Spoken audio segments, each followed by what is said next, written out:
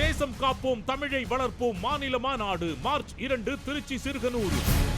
இந்திய ஜனநாயக கட்சியின் நிறுவன தலைவர் டாக்டர் பாரிவேந்தர் அழைக்கிறார். அணி திரண்டு வாருங்கள். 2024 மக்களவை தேர்தலுக்கான அறிவிப்பு ஓரிரு வாரங்கள்ல சொல்லப்பட இருக்க நிலையில தமிழ்நாடுடைய அரசியல் களம் சூடு பிடிக்க தொடங்கியிருக்கு. அதிமுக பாஜகவுடைய கூட்டணி முறிஞ்சிட்ட நிலையில இரண்டு கட்சிகளும் இன்னும் தங்களுடைய கூட்டணி குறித்தான இறுதியான முடிவுகளை சொல்லாம இருக்காங்க.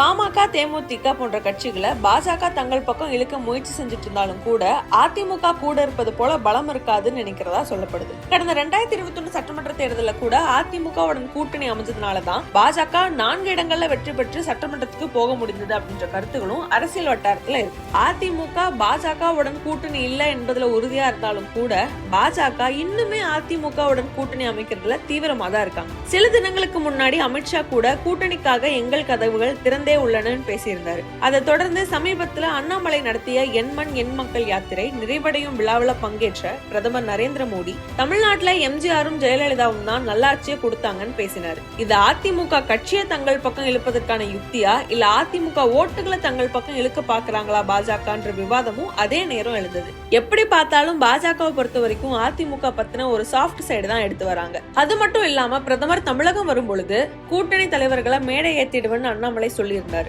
ஆனா ஓபிஎஸ் அணியும் டிடிவி தினகரனும் பாஜக கூட்டணியில தான் இருக்காங்கன்னு கிட்டத்தட்ட உறுதியாகி இருந்த நிலையில ஓபிஎஸ், டிடிவி இருவருமே நிகழ்ச்சி கலைக்கல பாஜக. இது எல்லாமே அதிமுகக்கான சிக்னல்ஸ் தான் சொல்லப்பட்டுச்சு. இது எல்லாமே வெளிப்படையா நடக்க மறைமுகமாவும் எடப்பாடியோடு தொடர்ந்து பாஜக கூட்டணிக்காக பேச்சுவார்த்தைகள் நடத்தி வரதாகவும் பேச்சுகள் அடிப்படுது. ஆனா எடப்பாடி தரப்புல இருந்து கூட்டணிக்காக எந்த ஒரு கிரீன் சிக்னலும் கொடுக்காத நிலையில பாஜக மேலிடம் கடுப்பானதா சொல்லப்படுது. இந்த நிலையில தான் நேற்று பிரதமர் மோடி தலைமையில பாஜகவுடைய முதல் வேட்பாளருடைய லிஸ்ட் பத்தின ஆலோசனை நடந்திருக்கு. ஆனா தமிழ்நாடு உடைய வேட்பாளர் லிஸ்ட இப்போதைக்கு வெளியிட வேண்டாம்னு முடிவு பண்ணிருக்கிறதா செய்திகள் வெளியாகிருக்கு. இதுக்கு காரணம் என்னன்னா உள்துறை அமைச்சர் அமித்ஷா அதிமுகவுடைய பொதுச் செயலாளர் எடப்பாடிக்கு பாஜக கூட்டணியில சேர கெடு விதித்திருப்பதா சொல்லப்படுது. மார்ச் 5ஆம் தேதிக்குள்ள முடிவை சொல்லுங்க, இல்லாட்டி அதுக்கு பின்னாடி ஏற்பட்ட விளைவுகளுக்கு நாங்க பொறுப்பில்லைன்னு மறைமுகமான எச்சரிக்கையோடு அந்த கெடு அதிமுக தலைமைக்கு போயிருக்கு. ஏற்கனவே அதிமுக பாஜக கூட்டணி பிரிந்த பொழுதே இனிமேல் வருவாய்த்துறை, அமலாக்கத்துறை ரைடுகள் அதிமுக பக்கமும் திரும்புமான்ற கேள்விகள் இருந்தது.